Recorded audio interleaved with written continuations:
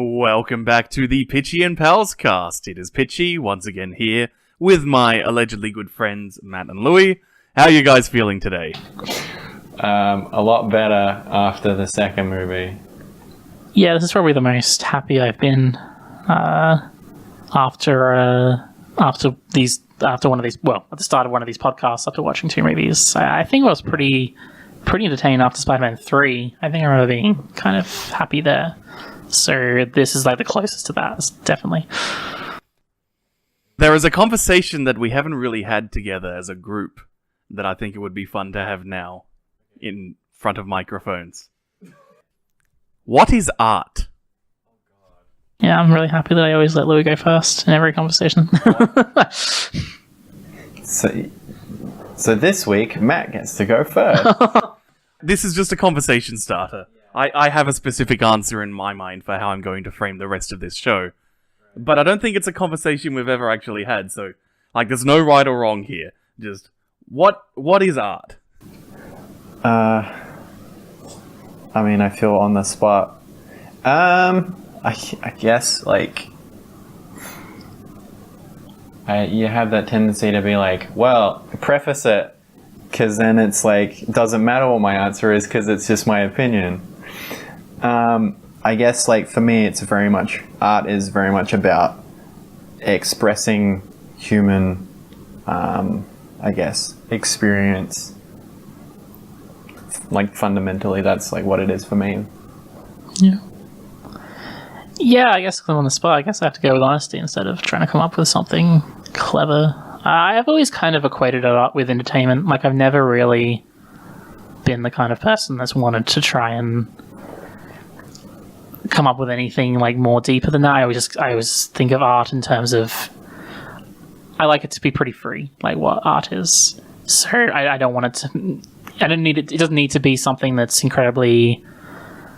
I think just anything that is almost fiction. Because I consider paintings or drawings to be art, or trying to. I'm suddenly reminded that we have as a group we haven't, but Matt and I have had this discussion, and it was the first time I think I'd heard someone say that, because I remember I used to be in the camp of this is entertainment, whereas this is art. But then Matt was the first person I'd met who was no, it's all art. There's good art and bad art. And that was a novel kind of idea for me, because it's just something I hadn't really considered. Yeah, it's something that I believe. I guess I'll just have to say that. That's all good. That's fine. I'm fine with the way things are going. You're not getting thrown into the shark pits yet, or the laser pits, or the laser shark pit. So my definition of art that I tend to go with is that it is a work or text which reflects culture in some way. And I was prefacing with this, as you were just leading into, with good art and bad art. To me, there's not good or bad art, because the important part of art is the meaning and the reflection of culture. For me, there's good and bad craftsmanship. And so you can have works that effectively or poorly convey ideas, or things that are just bad at being aesthetically pleasing, bad at telling a story, bad at making you feel the things it wants you to do. So all this is to get across something, because I have friends who I like to talk about art things with, and they're very strong on things like commercial products are not and cannot be art. Whereas to me, those are often some of the most interesting forms of art, because they're the ones that provide you insight in a very constructivist sort of perspective into what entities are trying to sell you as what culture is, what ideas, what it means to be a part of a society, what it means to be participating in a culture and circumstances in which products are sold to you. Not just that there's a product here to entertain you, but while you're being entertained, what are the people who made this saying to you about yourselves and what they think of you? So all with this in mind, the movies that we watched today are what I describe to you as two all-ages dystopian films. The Lorax from 2012, and from 2014, the Lego Movie.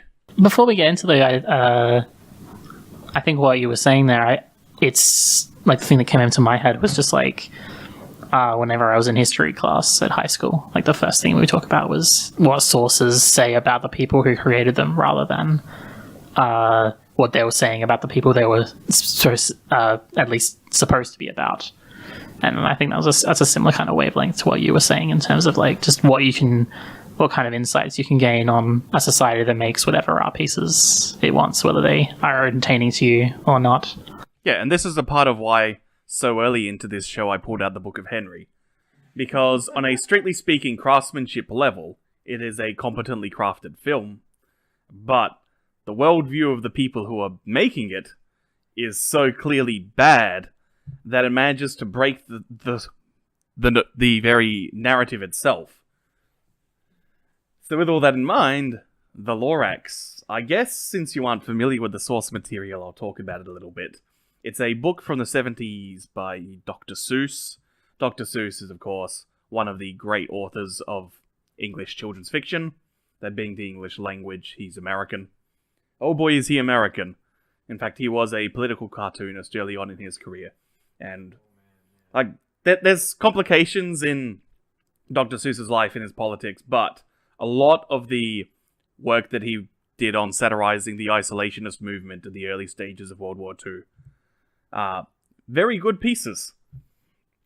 And so from there, he wrote lots of children's books. He got a list of the 1,000 simplest words in the English language and only wrote his books using those words, with the goal of making basically the easiest texts in the English language to read.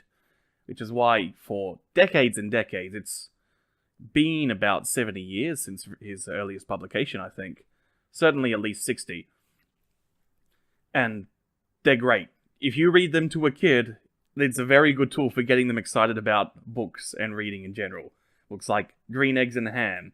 There's just incredible use of just simple words, really good iambic pentameter, and use of rhyming couplets. So everything has this bouncy rhythm. It's enjoyable and feels good to read.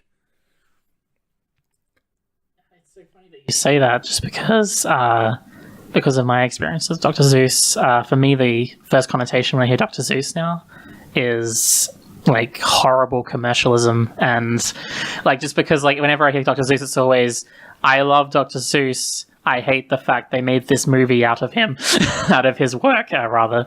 Oh yeah, and that's something we'll be touching on.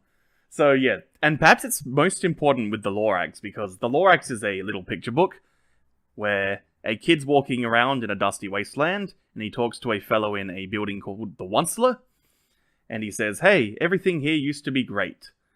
It was good, natural, and clean, and then I came round, and I took these trees, and I made a thneed out of them. And I sold these thneeds, and people liked these thneeds so much that they kept buying them, and I kept making them and making them. This little creature called the Lorax told me, stop cutting down the trees, you're raking everything, and I ignored him, kept making thneeds, smashed everything up. And the Lorax, thoroughly disappointed with me and how I would refuse to listen to his warnings, disappeared, leaving only the words, unless. The book coming to a close with, unless we are willing to change and learn from our mistakes, then we are doomed to repeat them and destroy everything that is good in the world. Obviously, it's a very simple narrative. There's an animated adaptation from about 1977. It covers exactly what I've just said. It just has movement and voices.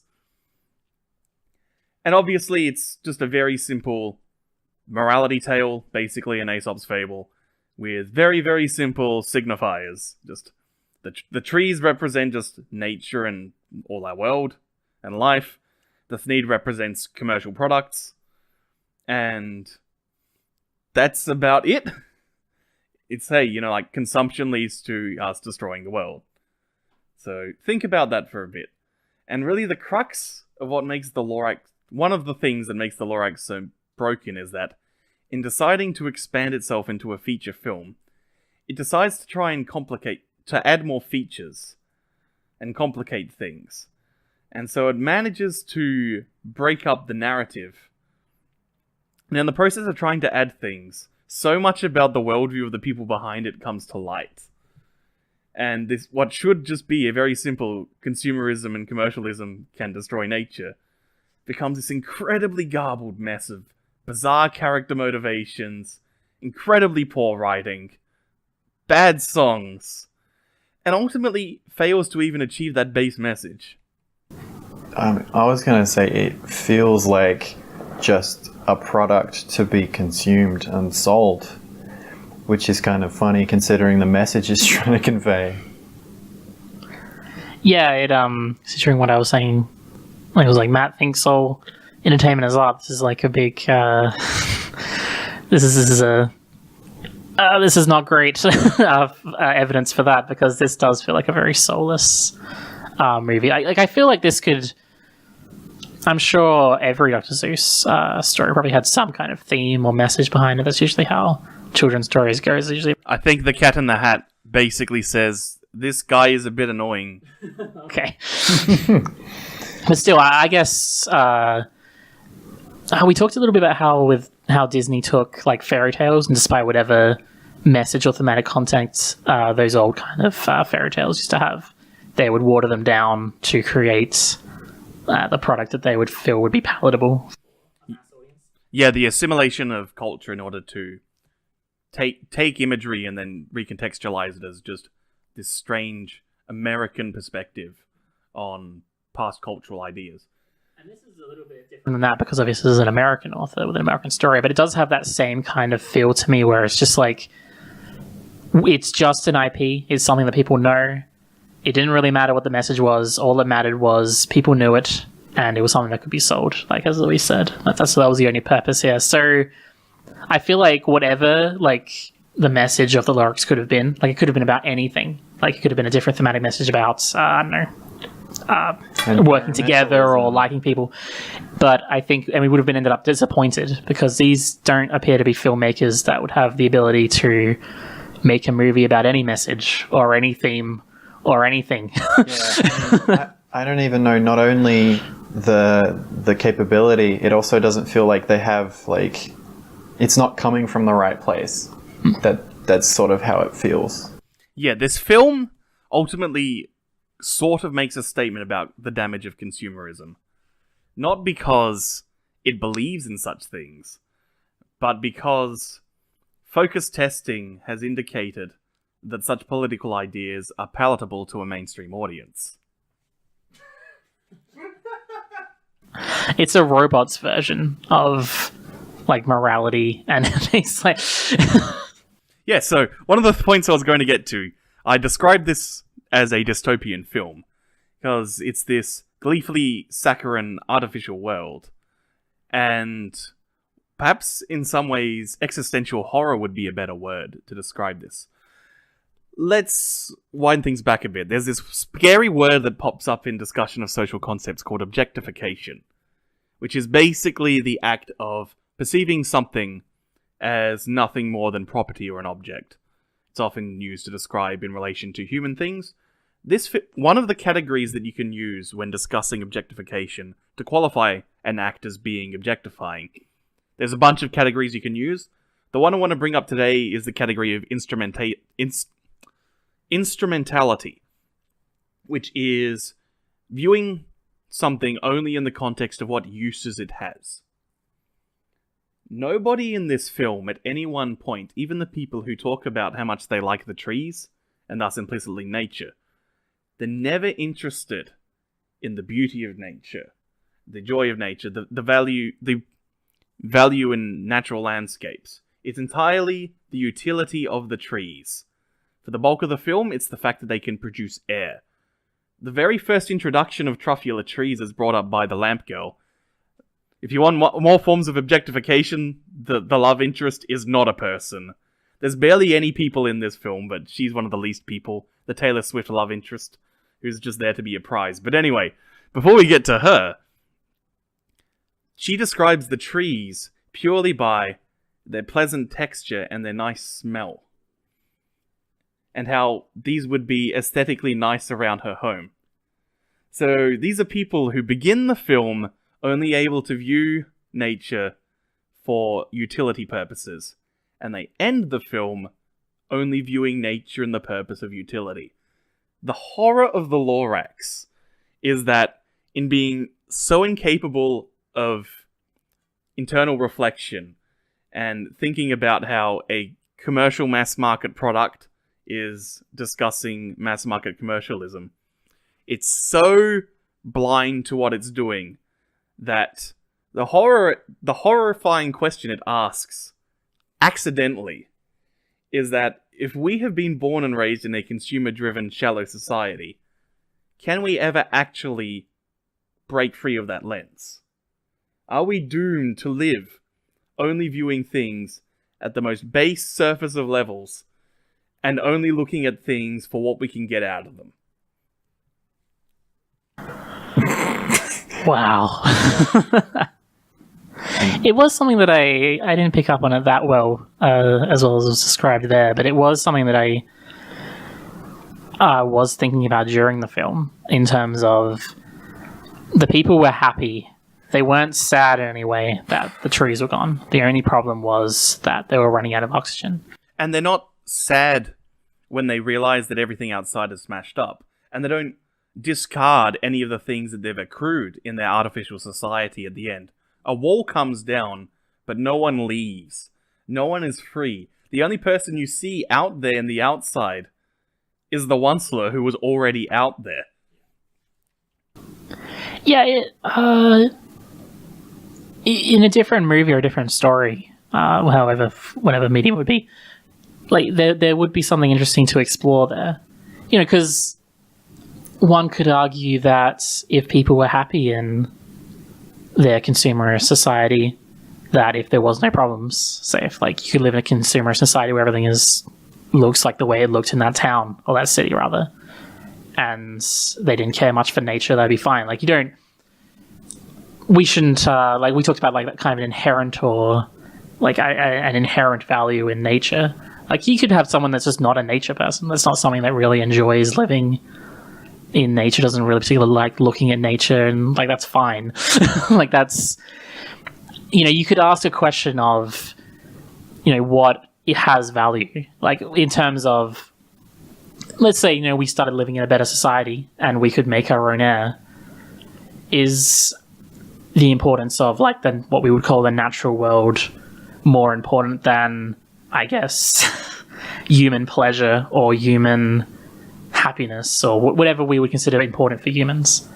Like there's an interesting question there. I don't think it asks it, but no, it doesn't. It did remind me of it. Like you could ask the question there where, like, imagine in a different story where the zillionaire, the bad guy, imagine if his air was actually perfectly fine. Like he wasn't. What if he wasn't selling it for a lot of money? What if it was actually free? He's like, look, I have a free alternative to the oxygen that trees provide.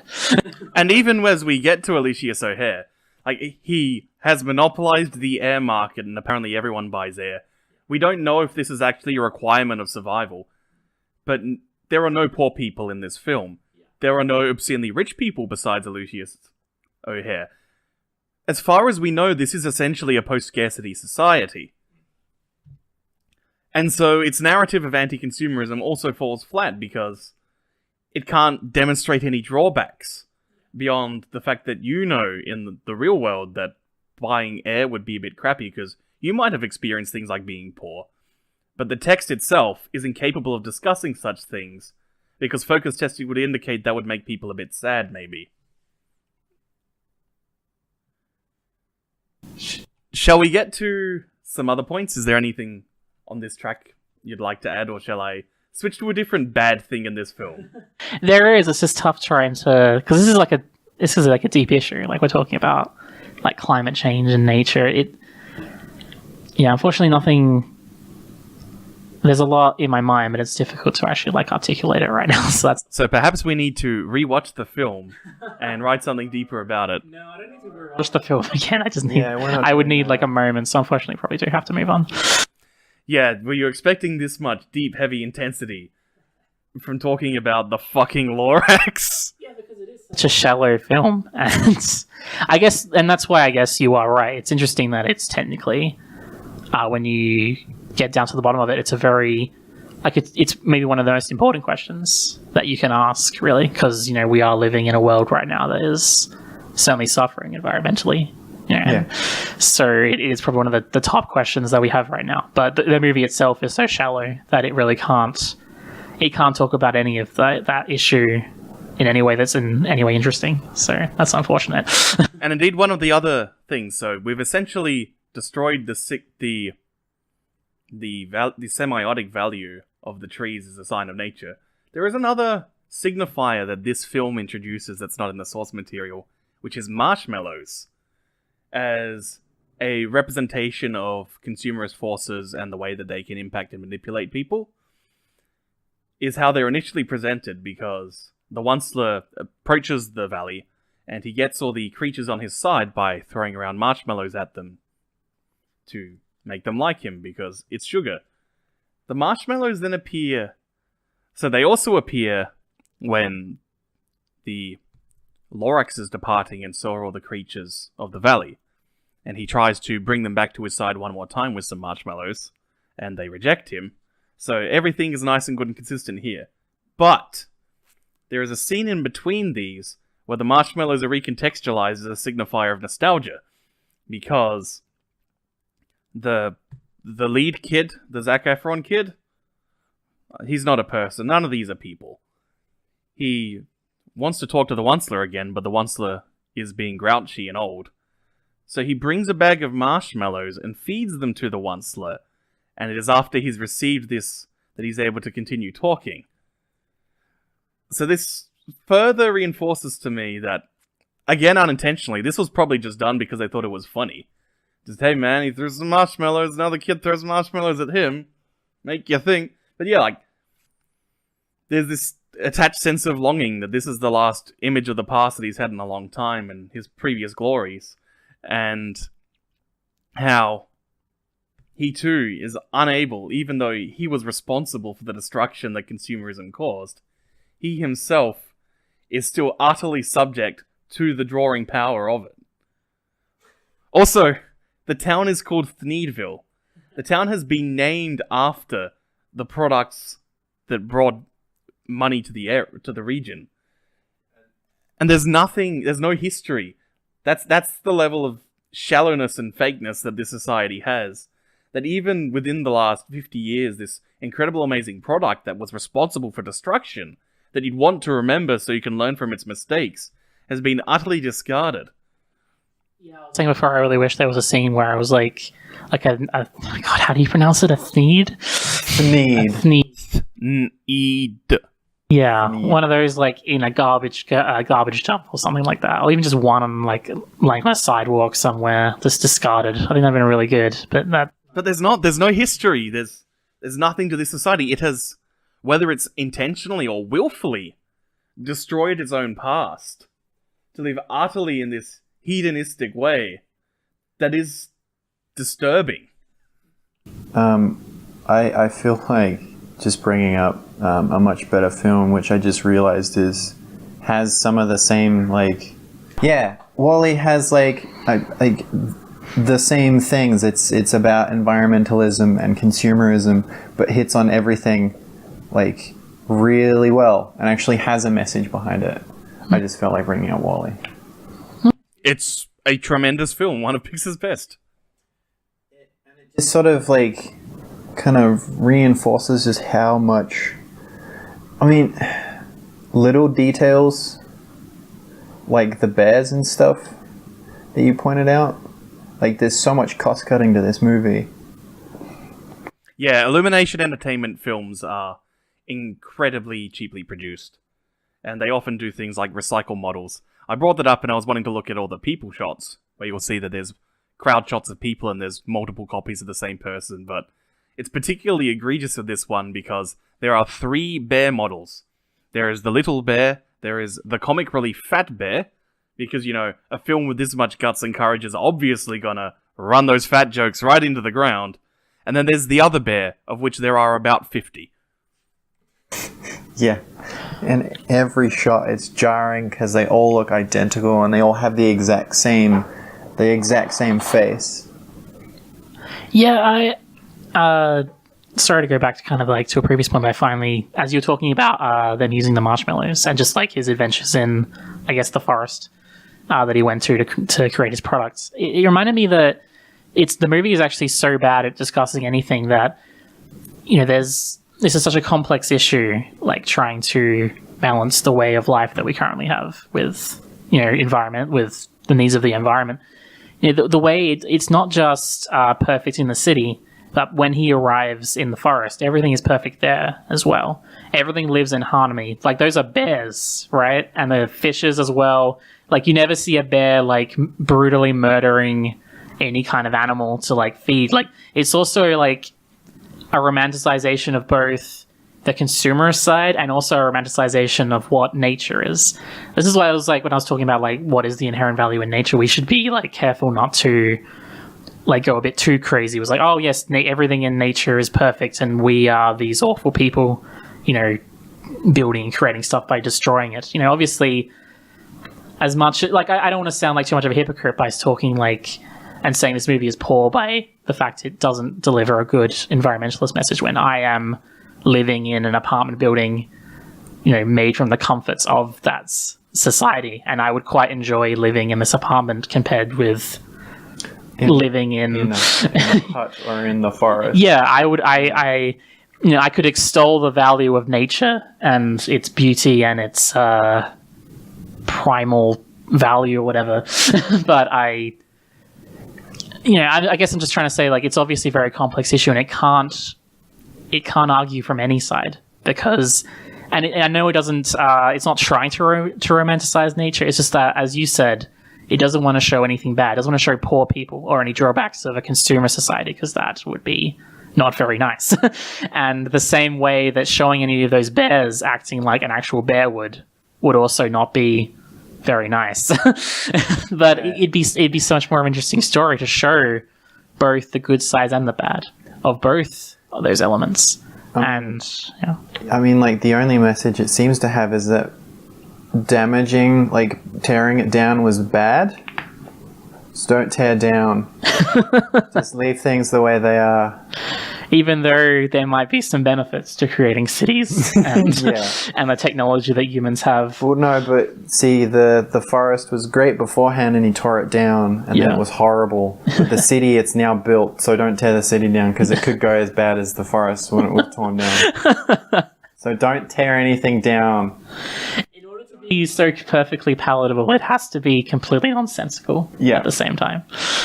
And Louis brought up that there's just many little weird wonky details that just don't add up at all. So this film is not only fundamentally bad, it is also worse than some of its parts. So one thing that came up as we were watching it this time is how poorly structured its narrative is. It introduces a couple of elements and then just whisks through scenes as quickly as it can to just go through the numbers. If you look at it from a purely Hollywood 3-act structure, the bits are there.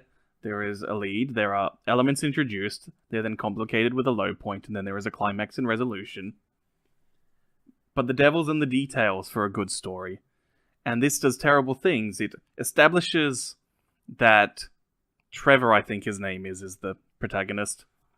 Lead character A sneaks out of the town by pushing a button that reveals an exit out of the town. It's also established that there is surveillance by Alicia O'Hare. And the next time he's about to go out, O'Hare approaches him with a bunch of roughs and says, "Don't you dare go out again, because I'm watching you, kid." And he says, "Yeah, okay, I won't go out again," to try and trick him. It then hard cuts to him instantly being out of the town.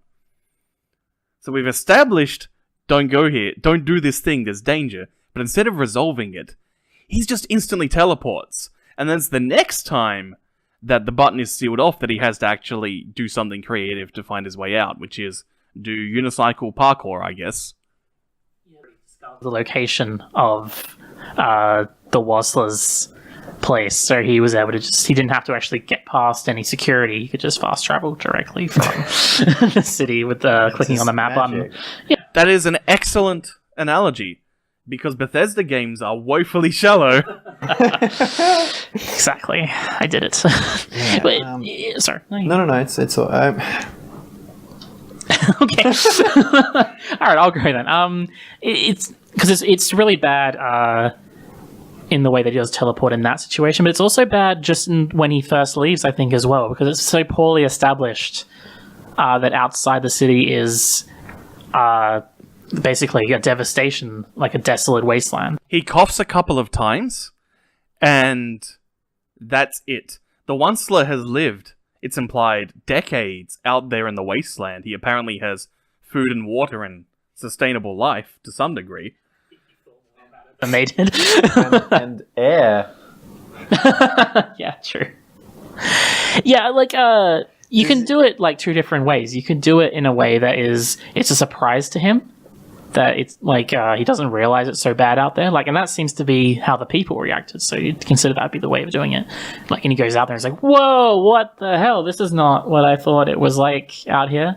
Or you could have him like, build up to it. It's like, oh god, I've been told that it's pretty bad out there. I better prepare myself. And so yeah. Normally in these sort of like caged off, like walled off society movies or stories, narratives, is that there's some sort of folklore within the society about the outside. Yeah, and that is just almost non-existent here. Or there's some sort of institutional system that prevents people from getting to that point.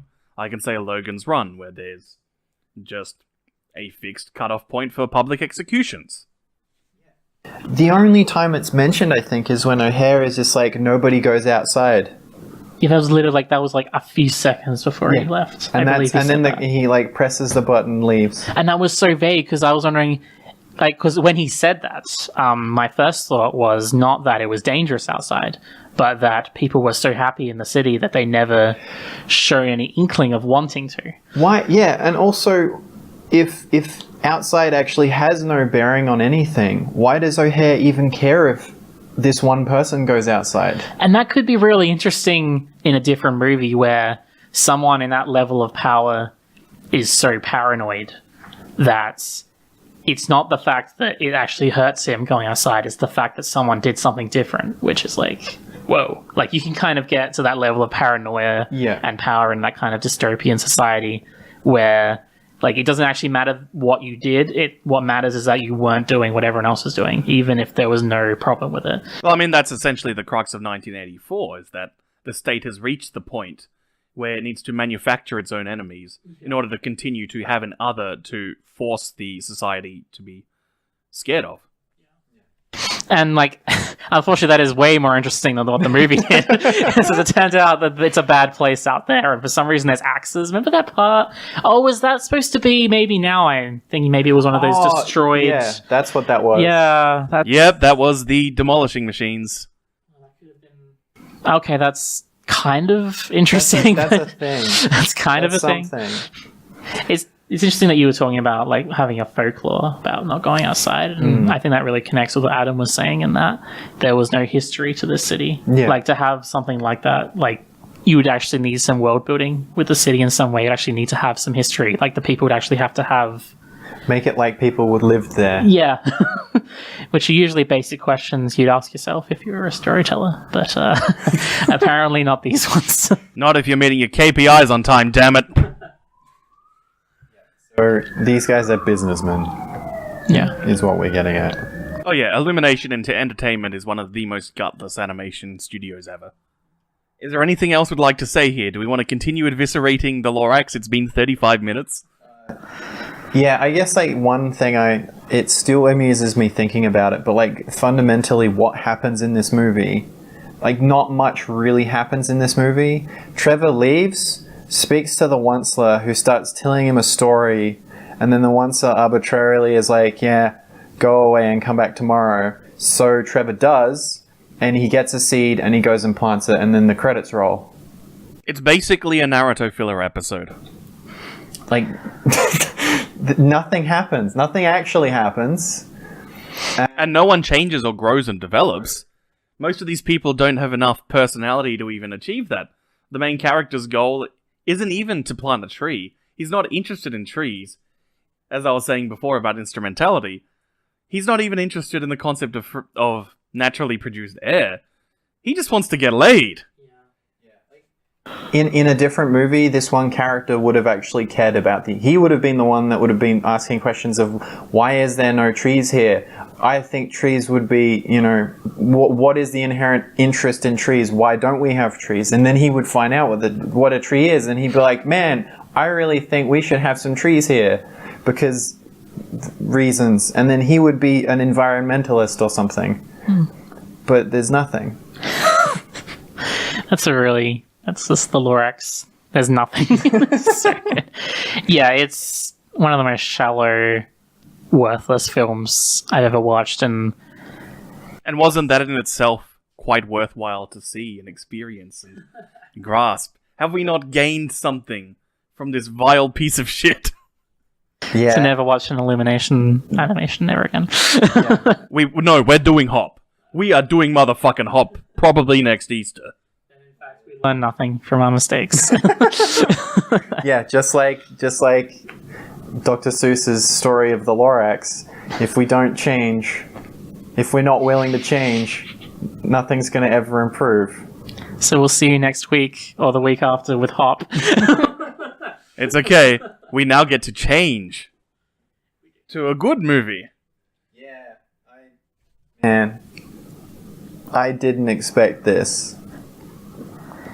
So my experience, I think everyone's experience, if they didn't go on the first day of the Lego movie, is they heard that there was a Lego movie. They might have heard some joke from a licensed property character in the trailer, and would have gone, maybe I'll see that. And then someone would approach them after it's released and say, you've got to see the Lego movie. It's great. What does that mean? What does great mean? That could mean anything. That could mean it's funny. It could mean it's just good action. It could mean that it's great in the context of being a mainstream all-ages movie. When I first saw the Lego movie, my initial response about 3 minutes in was, is this gonna be Brave New World? Holy shit, it is! Maybe you can tell people what... Sorry? Huh? I was going to say maybe Adam should explain what Brave New World is. Oh, it's the other the weekend. dystopian thing. As okay. opposed to 1984, which is positing that you control everyone through fear. Like Aldous Huxley was saying, no, you actually control everyone through entertainment, and you make everybody happy. Sure. Yeah, that's pretty much it. Just give everyone what they want, provided it's a thing that you're willing to give them. Preferably load them up on as many drugs as you can to make them more pliable, and then you'll just stifle creativity and stifle any sort of movement outside of their own societal roles that you have given them. I guess Adam knew that Childish Gambino would make his This Is America pop song at the time of this podcast. It's very well timed. The synchronicity is strong with me, mate. I'm all about that life. That was definitely something.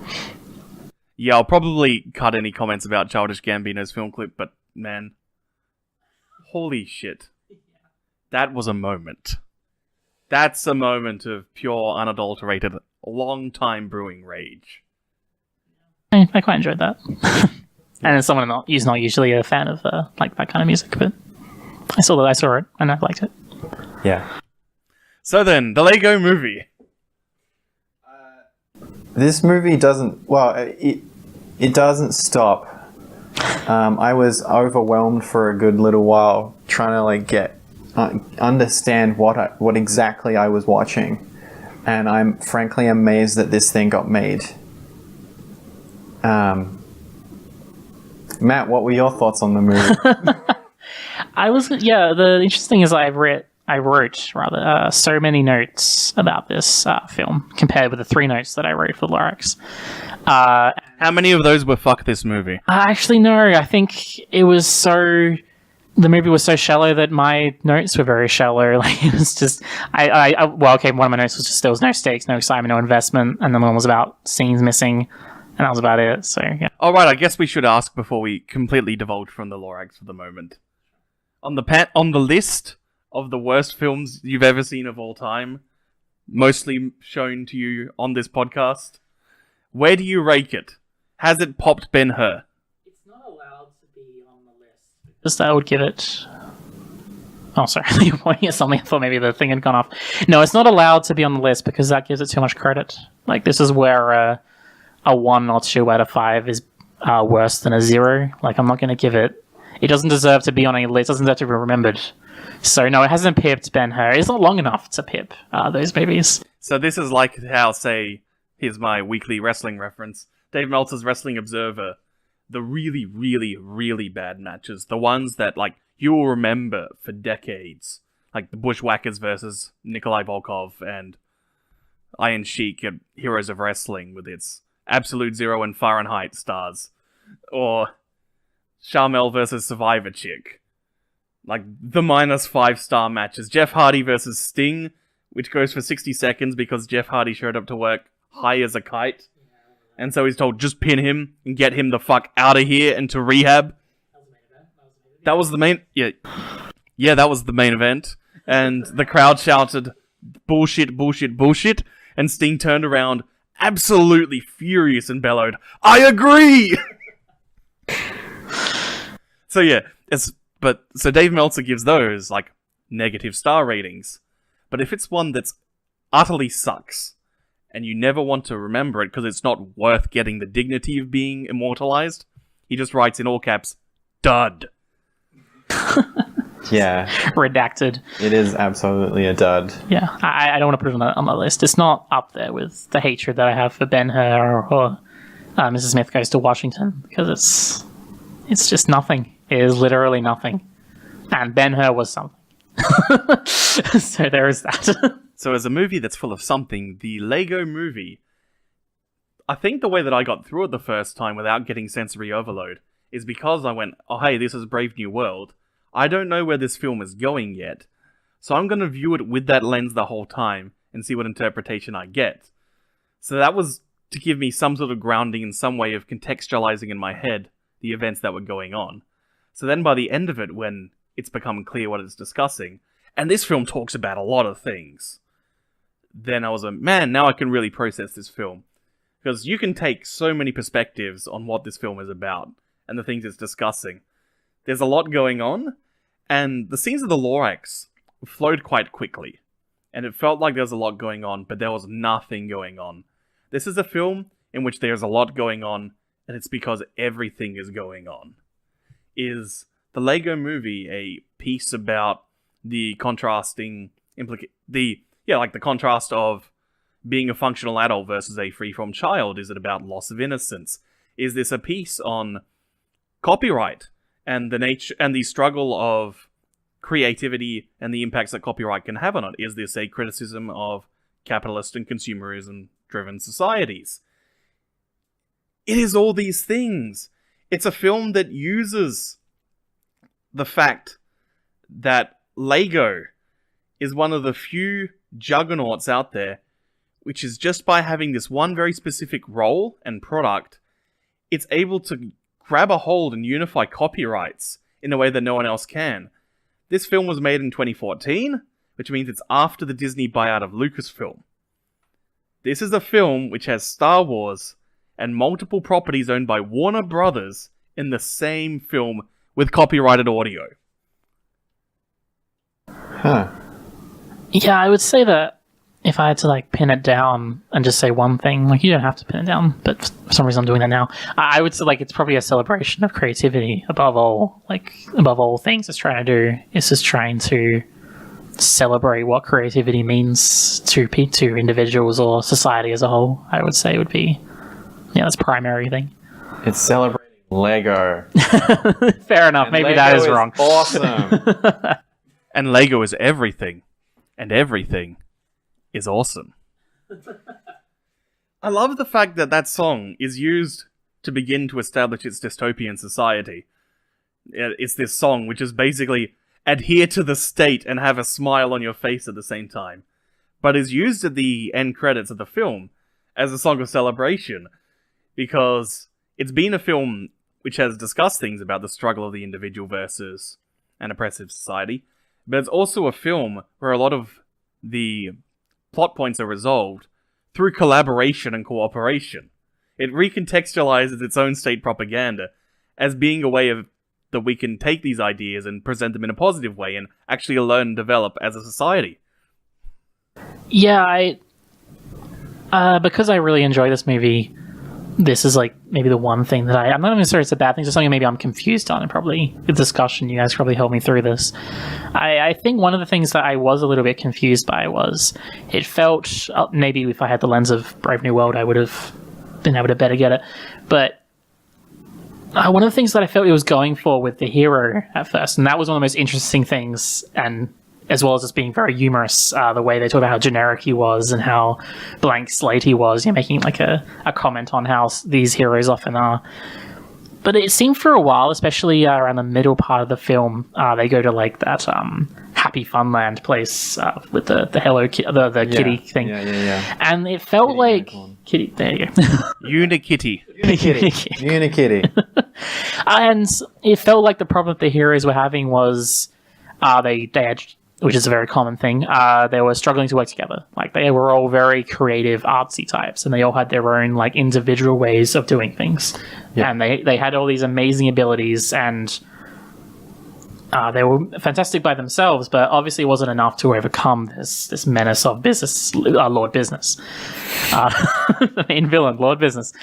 And it's... Sometimes President Business. Sometimes President Business. What was he, president of, like it started just like... Yeah, president of Octan and the world. And the world. And it seems at that point like the idea of him was not that, as with most heroes, that they have something like very unique to them, that they're very special, that they're very... they have some kind of skill or ability. They're just the best, kind of, and that's how they're able to overcome. Even if they have friends at their back, they are the best, usually. That's usually how it works. Like your Harry Potter type, your Luke Skywalker type. And I thought with what they were going for with this guy, I forget his name, unfortunately, which I guess is kind of funny. Chris Pratt. Yes, Chris Pratt. Emmett, yeah. The thing with Emmett, I thought what they were going for with him is, like, he doesn't have, like, ideas himself. It's that, but he is always willing to work with people, that he's willing to go with the flow, and that his ability then is to bring people together and to harness their ideas and to try and like a holistic kind of hero, like someone who like creates teams. And in that way, the theme then is like coming together and working together. Like, he was literally saying, we need to work on instructions. We actually need instructions, what the state has. We need to be able to work to these things. But then by the end of the film, that was gone. Like, instead the message was, no, like, go, like, everyone has special creativity inside of them, even if it's being curtailed in some way. And the message was, everyone go out and do your own thing, and that is how we're going to fight this very stagnant, oppressive state. And I was just wondering, like, can you guys walk me through how it got from, like, working together and, like, coming together and, like, working on one single idea instead of, and then going to this, like, creativity vibe at the end? I think that would have been around the time when it shifted, when we had the reveal of, well, I guess this is, it doesn't matter, fuck spoilers. If I have run this show on the assumption that if you are clicking on a film review show, which goes for 90 minutes to 2 hours a pop, you're going in expecting spoilers.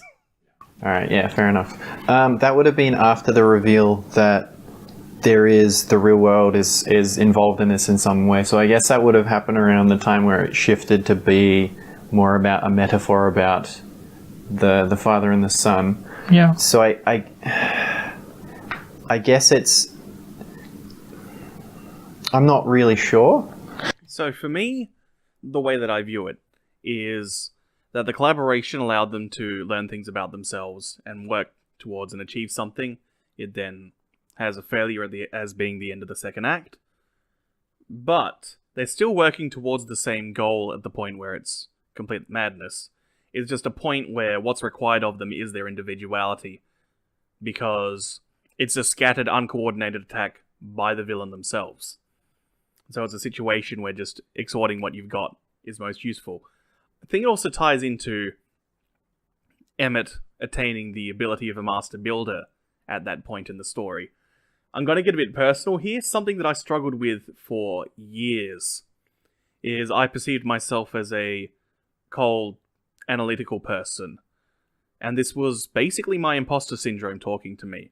because I worked with some very creative people, some talented musicians. I worked in events with some incredible ideas people. People who, much like the master builders, could just see a couple of bricks around and build some completely crazy spaceship or unicycle. There was one guy in particular who was involved with Team Avcon for years. You would just say, we need ideas. He would seriously give you 50 in a row instantly and be just as enthused about all of them. And for me, I was thinking, well, I can't do that. That means I'm not creative. And it's a stumbling block that can come along. So my idea was, well, I can just be there to help fill in the cracks, let other people be creative, and then I use practical analysis to achieve the vision. In reality, it's just that I come up with ideas at a different rate to them. And this is essentially something that Emmett goes through, is that he spends this whole time saying he's got no good ideas. Then he uses collaboration, but the act of collaborating is itself an idea at that point. And he doesn't just say, everyone go do their thing. Most of the plan that he implements doesn't actually play to any of the characters' involved strengths. It's entirely just him coming up with ideas and assigning people to that job. He's already becoming an individual creator by that point. And so at the end of the film, he too has become an individual. But you can find ways to harness everyone's individuality to still have a cohesive whole, and there's just different times and circumstances which call for different things. Sometimes you need a holistic whole, sometimes you need to just operate more in tandem and just everyone gets their thing done in their own way. Yeah, it probably helps. It's a good... Yeah. I think I'm probably... Like, that does make a lot of sense, and I think that's probably the correct way to do it. And I guess my only, like, problem... Not really problem, it's just kind of sad that it seemed for once we were going to have a hero that was a little bit different from the rest. Like, instead of, he says, I'm not a master builder. Yes, you are. You're the master builder. And eventually he does become a master builder. And he does, in every kind of this kind of story, whether it's a wizard or a Jedi or whatever it is in this movie, it's a master builder. They always say they can't become it, that they're not, that's not their thing. That's not what they're good at. I'm not, an idea person. And they always end up, becoming that exact very thing. And usually the best one. And for a second there, in the middle of the movie, I thought they were genuinely going to do something very different, where the hero was actually... He wasn't the special one. He wasn't someone who could be one of the super special master builders, but he had some other skill. Like, his skill was in his ability to work as a team and to be able to be that kind of team player, which would be a very different perspective than any other hero that I've seen, really. Now, something that happens throughout this film is there's a lot of manipulation of roles, and ultimately one of the themes that can come across in this film is that identity is something that can be continually changed. There is a lot of plasticity to who you are. You can change who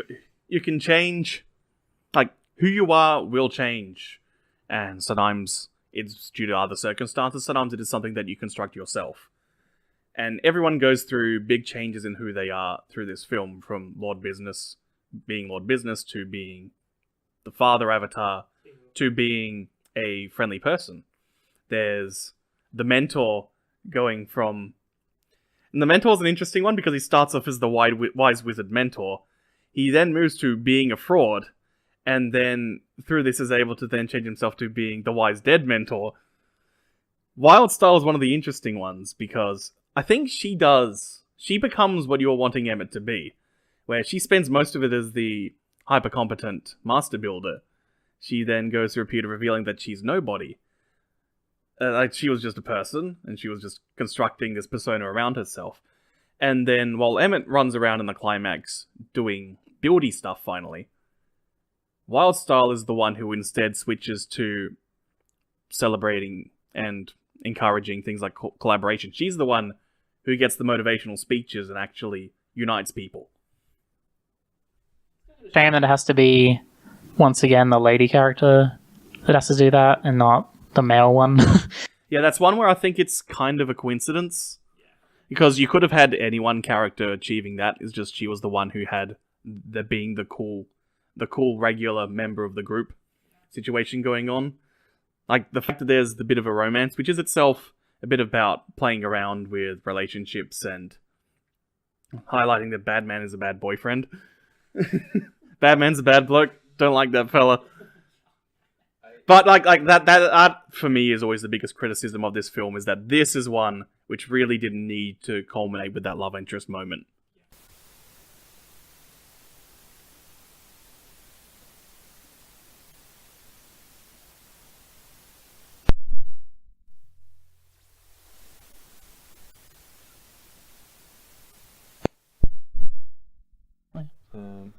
Always a learning curve. There was a great line though.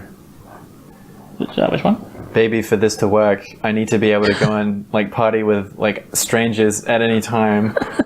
It should be said, like, we're talking about like the deeper stuff, which is actually really interesting. This is a really like fun and interesting movie. Like, it should be stated the actual like moment to moment watching of this film is like pure joy of like joke after joke after joke, and including like both in dialogue and in visual gags, which is I can't remember the last time I watched something so fast, and I don't mean fast in terms of pace, I mean fast in terms of like comedic timing and all that. Just like it's joke after joke after joke. The editing at points almost feels like a really well done comedic YouTube personality video. In particular, one of my favorite jump cuts for that is in the middle of the big collaborative mission inside Lord Business's tower. And there's one where Unikitty, disguised as a business person, is saying, business, business, business, business, business, business. Am I doing the business right? And the robot just says, yes, you are. Yay! Hard cuts in the middle of her yay. Man, it's a delightful movie. I will say that, and another thing as well as we're talking about how the movie's logic works in terms of theme. I think another thing that is probably important is that reveal in the last like 20-30 minutes. Yeah. Where we find out that all of it, I think I've got this right now. Someone can correct me if I'm wrong. The whole thing is from the kid's perspective. Yeah. Well, I feel like it kind of changes. Like, it feels like it starts from the kid's perspective and then sort of switches to a metaphor. I think it's a bit of both. That it's like it's from the kid's perspective, but then the kid is self-injecting these things into the story itself, and that he is basically playing out the conversation. In that Lord Business is literally his dad. Like he's created Lord Business as his dad, and create the story as the story about his dad not letting him use the toys, because in real life that's literally what he's doing. Yeah. So for me, I think the thing that leads to the confusion about is this all just the visualization of the narrative that's in the kid's head is, of course, the bit where Emmett manages to knock himself off the table. And I think, well, this is a work of fiction, and this is the film reveling in the fact that it is a work of fiction, and that it can lean on the surreal and the fantastic, because this isn't real life. And in doing so, it further accentuates the magic of being creative, and to a certain extent, given what this is, the magic of Lego. That when you are playing with something tangible and also transmutable, that you can inject some of that magic into reality, even for just a moment. And things fall to the ground all the time. Like, and we don't really know why. Like, we don't know what knocked them to the ground. I do. It's because I'm clumsy. Well, yeah, I was gonna say is that while it does do that, it's not like Emmett literally stands up and starts walking around and goes and picks up the thing. He's just sort of like bouncing around. Like it's still trying to, like, it is injecting that, like, we are just playing around with this. There is that magic to it. As a side note here, last night I was visiting my dad in hospital when he was recovering from a surgery. I brought along a copy of Sushi Go, which, as you know, is a quietly, nicely sealed tin. I opened up the tin and half the cards were missing. It had somehow opened and spilled its cards in my bag while in transit. Sushi Go is real. That's probably like, as another, like, that's probably kind of where Toy Story comes from, right? Like the idea of like, where did this, like, the like of objects just moving about the house? Yeah, and we just don't. You forget that you've moved them. Yeah, and so it feels like kind of magic. And if random objects in your house are moving, it's probably because they're having an existential crisis. I will say this isn't a criticism so much as just like an observation. Like it's not like it's like I'm saying that something maybe isn't quite realistic. Why do you hate this movie so much, Matt? God damn it! No, it's just like that when you try and recontextualize everything as from the child's perspective, like he's creating. Or is he creating? Maybe he's not. Like, one of the things that I thought was interesting is, like, all the things that are weird in this movie can kind of come back to the fact that it's technically from a child's logic. Like, it's how a child would tell a story, you know? Yeah. And especially with how they do it with Lego, with things they already... Like, someone's already made these Lego things for him, and now he's constructing a story around it that is kind of reflecting his current, like, mood and psychology.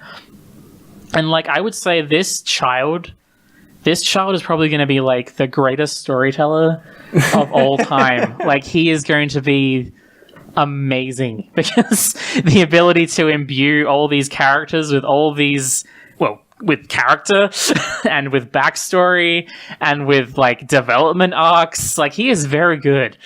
This father needs to nurture this child's storytelling ability because he is very, very good. Yes. I guess I'll give my story of playing with Lego as a small child. Okay. Which is that I was given some toys from the Aquanauts and Aqua Sharks era. That being an early 90s set of underwater things, and there was a battle between good and evil, and collecting gems, I think. Anyway, I was given an Aquanauts thing that was bigger than the Aqua Sharks thing that I'd wound up with in birthday presents from relatives. And so the narrative that I wound up constructing, this is when I was about 5 or 6, was that the villains were actually a resistance force that has been rebranded through state propaganda as being the villains when they're actually the ones trying to provide a renewable source of energy with the crystals to the people. And they were getting stepped on by the oppressive Aquanauts regime. This probably gives you insight into me, everyone. I was gonna say is like if we're sharing like childhood Lego stories, I would literally reenact Luke crashing on Dagobah. Yeah. Basically all the time I'd play. I had this real thing, and it wouldn't be Luke, it'd be like generic spaceman who built spaceship crashes on generic Charlie Data. Yeah, crashes on planet and has to rebuild his spaceship to fly away. And I just had this weird like obsession with that plot point for some reason. This is where we learn that Louis was raised in a swamp and was just desperate to leave. Just like Oh yeah, I remember. Smash the state, and Louis wants to escape his swamp, and that is. Yeah, that's pretty much it. The other thing that I remember doing when I was a bit older, this was about 8 or 9-ish, was we'd wound up with a black and white video camera that could plug into the VCR, and you would just record to that. And at that point, we had a basketball, since a lot of my family are big basketball fans. We had this one basketball that had the globe printed on it for some reason. A very stylized, highly inaccurate globe.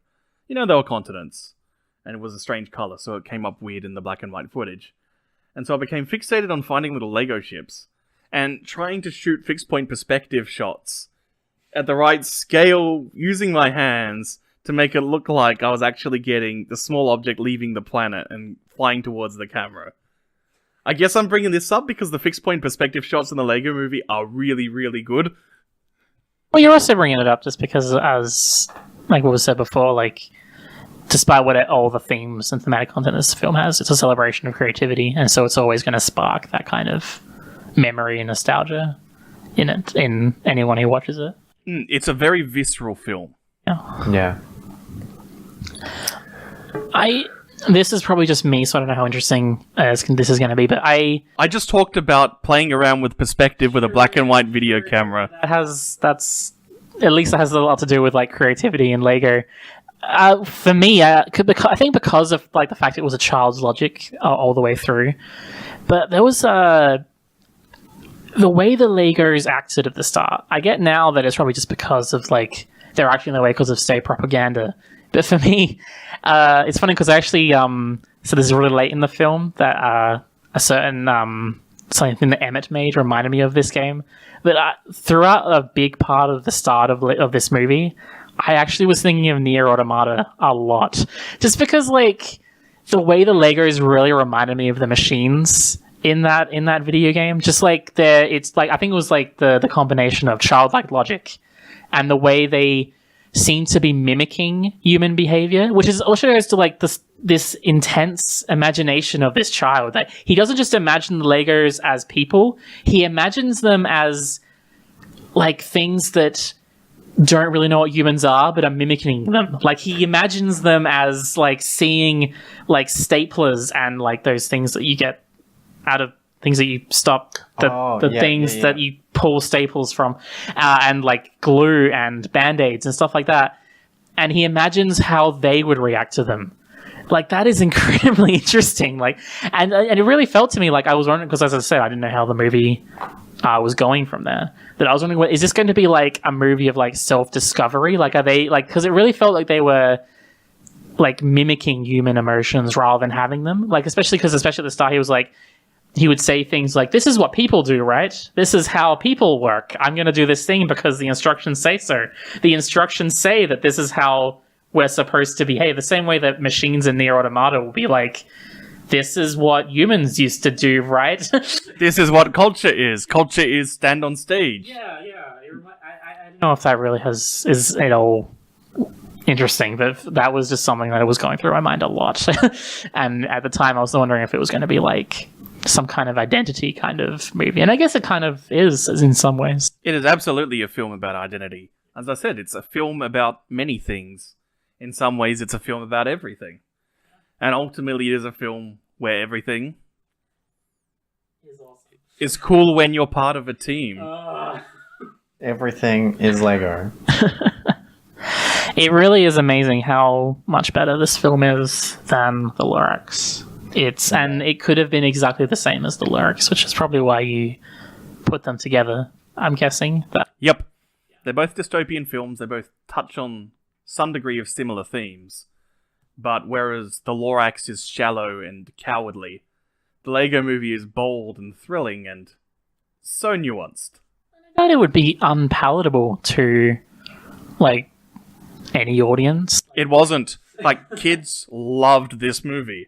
And still love this movie. It boosted Lego's sales even harder than they already were. It shows if you have some skill and talent in storytelling. Like you don't have to tell some kind of. If you want to have an interesting message, you don't have to tell some kind of horrible, dark, and dreary story that is going to cause pain to watch. Like you don't have to. Like something that's filled with joy, and still have people think about your movie afterwards.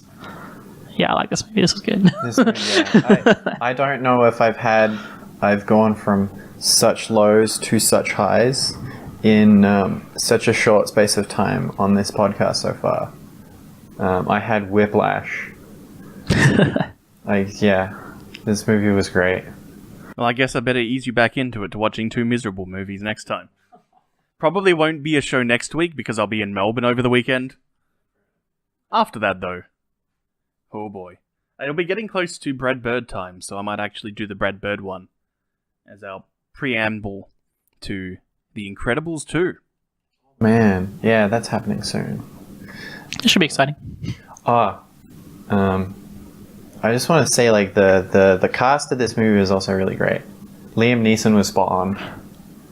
We should have said something about Liam Neeson. We probably should have, because he was like tremendous. The star. He stole scenes. Yeah, well, I mean, people know. I guess probably, as Adam was saying, they know who Liam Neeson's character probably is. The bad cop character. Bad cop, good cop. That is like really creative. Once again, that kid. Oh my god. You know what's funny? There is another film which uses a similar gimmick. Yeah. The Never-Ending Story 2. Which is freaking terrible. It manages to take all the interesting elements of the Never-Ending Story, the novel, and make them dumb and bad. But yeah, this is a much better executed version of that concept. I think it helps that Liam Neeson spent so much time doing all the Taken movies, because he's basically alternating between fatherly Liam Neeson and Taken Liam Neeson, with way less rapid cuts of him climbing over a fence. Should have had him do that. They could have done that. Would look good in Lego, actually. Just rapid cuts of like the little Lego man jumping over like a little chain link fence. Unfortunately, Taken 3 was after the Lego movie. On the other hand, instead we got him elbow dropping a chair. Yeah, those scenes with chairs, that's a really shallow kind of fun, but I laughed so hard every time. I don't know why exactly. I think it was just how it was like animated, but just him kicking chairs. Yeah. The timing of them is just so perfect.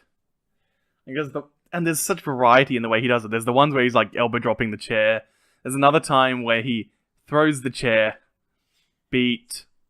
Beat. Beat. You see the chair falling down in the background. Beat. Chair hits someone. And that person's running away. They're like thinking they're going to be safe if they run. It's just... Yeah. What I'm curious about is... because I didn't recognize the names of the directors for this movie.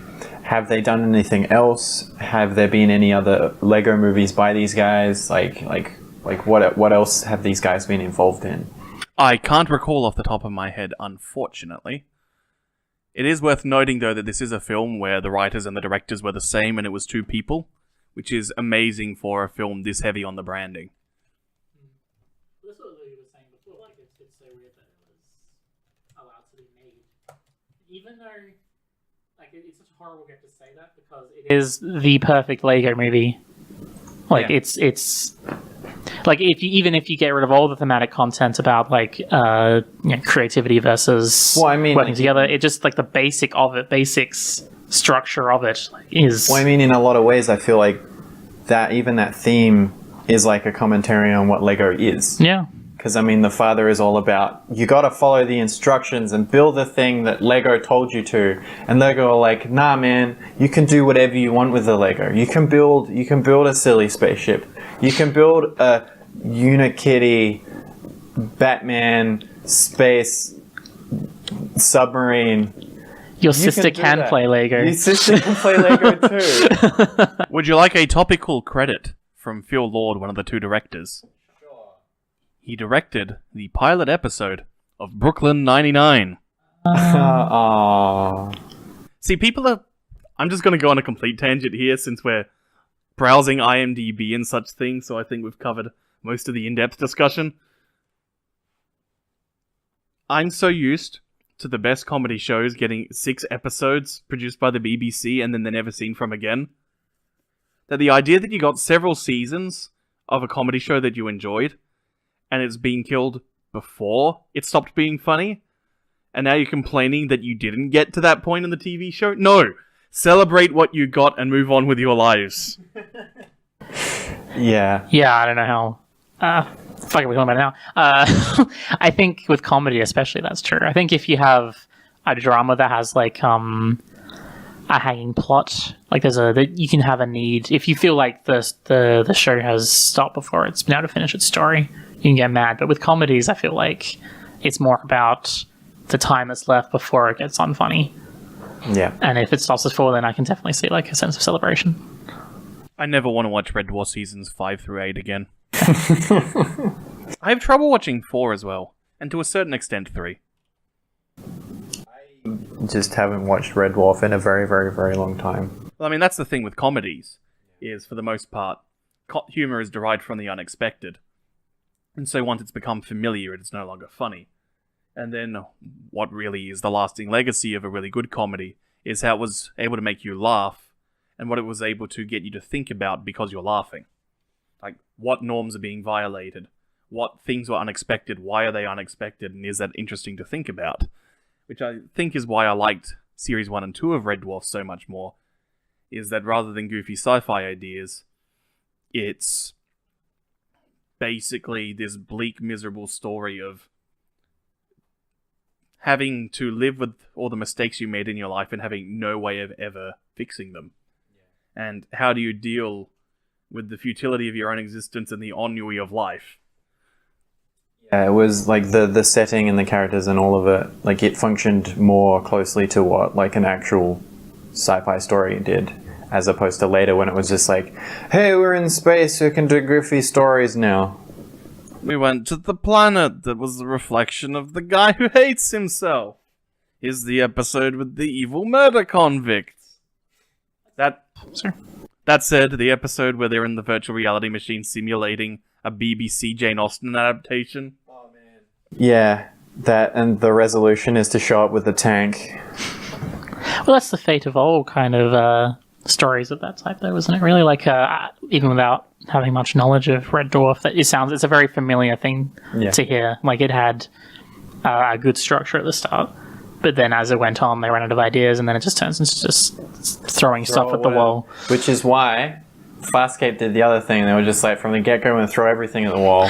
Well, Farscape is a miracle. There are miracles in this world, and Farscape is one of them. And so is the Lego movie.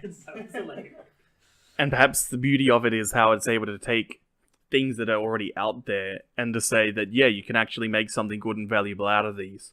You don't have to build from nothing. You don't have to create things spontaneously. It is okay and fine to use all the cultural baggage and items and tools that we have and use them as tools to make something out of. Before we go completely off track with discussing weird genre fiction, I think that seems like a good point to start wrapping things up. Any final thoughts? Obviously, we're all going to say don't watch the Lorax unless you're a weirdo like me who wants to really pontificate on the futility of living in a capitalist society. Do watch the Lego movie. Again. Bye. Yeah, absolutely. Oh, sorry. We were not saying bye. Sorry. I was asking in the middle of that. Thoughts, right. Yeah, watch Lego movie. It's really good. Yeah. Forget that the other one even exists. Alrighty, thank you for listening, and we'll talk to you again in a couple of weeks.